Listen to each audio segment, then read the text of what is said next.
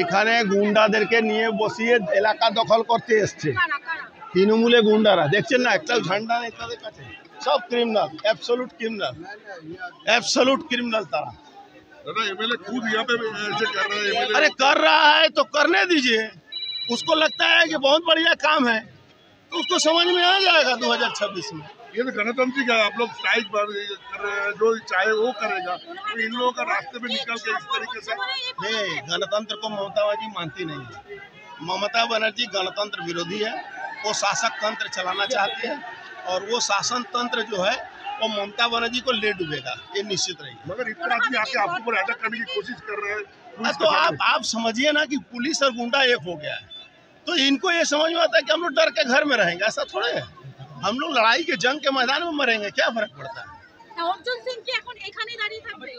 ना, যতক্ষণ ওরা সরবে না আমরা এখানে দাঁড়াবো। লড়াই তো ফেস করছি, মাঝখান থেকে ক্ষমতা থাকলে পুলিশ সরে যাক, কত ধানে কত চাল আছে আমি এখনই বুঝিয়ে দিচ্ছি, বলুন।